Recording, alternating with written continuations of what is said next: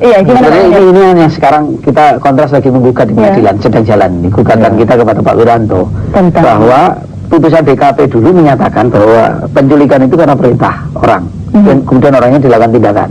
Tapi begitu di sidang pengakuannya ini atas hati nurani macam-macam. Ini kan kasihan rakyat. Jadi kemudian berhenti sampai di situ dan tidak sampai berlanjut gitu ya. Padahal begini, kalau menurut saya bahwa kalau misalnya Prabowo atau siapa tidak terbukti, itu lebih baik di pengadilan. Dan Prabowo kenapa sih tidak ditarik aja ke menjadi saksi keterangannya? Kalau dia ada bukti-bukti tersangka, kenapa tidak dibawa ke pengadilan saja?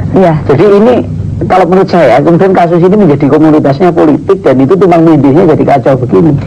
Itu yang sejak awal kita sampaikan bahwa pengadilan ini yang membutuhkan itu tidak saja keluarga orang hilang, tidak saja masyarakat, tapi Prabowo sendiri itu juga butuh pengadilan untuk membuktikan bahwa dia salah atau tidak. Iya, supaya posisinya jelas ya. Iya, butuh saya rasa memang ya dalam hal ini yang terusik oleh kita adalah masalah sejarah yang menjadi tidak lurus, termasuk juga waktu itu ada pernyataan dari Pak Habibie mengenai konsentrasi pasukan di dalam forum editor Asia Jerman ya. Ketika itu Pak Habibie mengatakan karena itulah kemudian Prabowo diberhentikan. Jadi alasannya ini saling bertumpang tindih. Dan saya melihat akhirnya gitu, dan sejak tahun lalu saya katakan ya Prabowo ini hanya menjadi satu konspirasi politik ya, korban fitnah dan satu proses karakter assassination. Lalu bagaimana sekarang? Mau menggugat ke mana? Ya kita melihat ya ini adalah satu bukti surat dari menteri ini meskipun tadinya tidak diakui oleh Pak Muladi. Akhirnya toh diakui. Akhirnya toh diakui. Alhamdulillah ya. Saya rasa ini satu zaman keterbukaan ya, tidak harus ada rahasia-rahasia dalam hal yang masalah publik. Nah kita ingin meluruskan sejarah. Jadi intention kita adalah meluruskan sejarah. Ke PT UN maksudnya begitu? Ya, bisa demikian. Yang digugat itu, yang digugat itu surat ini atau kemudian pemberhentian? Tentu keputusan. Ya, ini yang sedang kita keputusan pemberhentian Pak Prabowo begitu ya? Karena ini banyak masalah-masalah yang akhirnya tidak adil dan akhirnya kemudian diaminkan saja buying time gitu ya.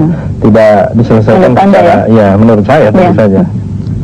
Saya setuju itu. Memang harus digugat ini. Karena ada kontestasi hukum untuk membuktikan satu proses dan itu dibutuhkan. Sekarang supaya ini kan sekarang ini nggak pernah ada kontestasi hukum secara jelas sampai benar decision itu betul. Iya, Pak Munir, satu hal kemudian kalau ini digugat, apakah kemudian juga bisa membuka semua persoalan yang lain yang selama ini terselubung itu? Saya yakin benar. Ini kan persoalannya begini. Orang nggak tahu sebenarnya Pak Prabowo itu benar nyulik atau tidak.